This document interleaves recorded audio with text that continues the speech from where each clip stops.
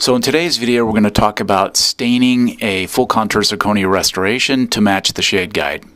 Now ideally what we'd like to do is, prior to sintering the restoration using our shading liquids, we'd like to get as close to the desired shade as possible that it doesn't require any significant surface stain. But what happens when we have a restoration like this one, where we're at least 1 to 2 shades off and we have to actually add surface stain in order to achieve the desired shade? That's going to be the exercise that we're going to cover in today's video.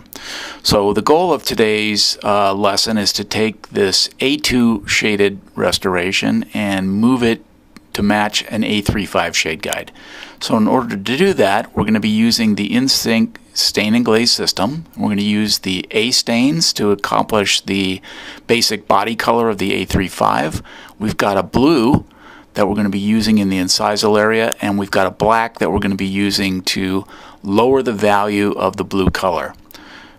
So we've got also some shading liquid here, some glaze liquid. We'll put that in. We use that for a medium for thinning the stains where appropriate and for mixing when we need that. And we'll take our blue stain, and what we want to do is lower the value of this to be more in the appropriate shade range of an A35 or an A4, which has a much lower value, grayer incisal appearance than we would see in a lighter shade like an A1 or an A2. So we're going to mix a little bit of black into the blue, mix it thoroughly, and you can see we've lowered the value, and we'll take some blue stain out and compare that, and you can see the change in color, more appropriately the change in the value. So we'll begin by surface staining the cervical area to move this restoration body color from A2 to A35. And in order to accomplish this, we're going to generally have to do it in 2 coats. Putting it on and trying to accomplish it in 1 coat, you'll end up with a blotchy, puddling and kind of streaky surface. So much better to build up the color 1 or 2 layers at a time until you achieve the desired color. Bring the value of the incisal area down using the bluish gray color. So once I've got the value approximately where I think I need it, I'll just splash a little bit of the body color in there as well. And we'll work circumferentially around the crown. We'll fire this and then come back and look at it and check it to the shade guide, and if necessary add another layer of color to it. Now we're going to use the glaze material, and once again we want to make sure we thoroughly mix the glaze paste. We don't want to have it any standing liquid. We want to make thoroughly incorporated until we have the optimal consistency.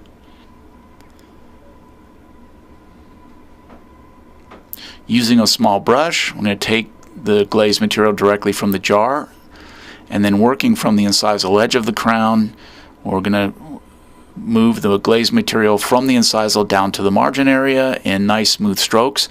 We're not going to apply the material in too thick of a fashion. I like to put it on fairly thin, and we're going to go circumferentially around the crown and adding glaze to everything except the occlusal surface. So when you look at this glaze up close, because it doesn't flow, which is an ideal characteristic, you're going to see that it goes on in a little bit streaky, but we're going to take care of that here shortly. So you see the streakiness of it in an up-close picture. Little difficult to tell whether or not you've completely covered the entire surface, but by taking a serrated instrument and lightly vibrating the restoration, the material instantly flows. And now you look at it up close, and you're going to see that the material is nice and smooth, and you can easily see any area that you may have missed, and then go ahead and cover that. So once you've vibrated it and the surface is now nice and smooth, we're going to glaze the occlusal surface, and I start in the pits and fissures and sectional grooves and work towards the cuss tips, making sure that we cover the entire surface. And once the entire surface is covered, we will not vibrate the crown again.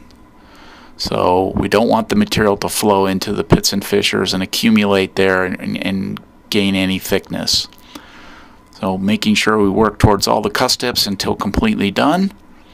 So we fire the glaze material, and just as a reference point, this is where we started with a restoration that was a really good match for A2 with a desired outcome of A35, and this is where our final restoration ended up. A pretty good match for the A35 shade tab in color and in value.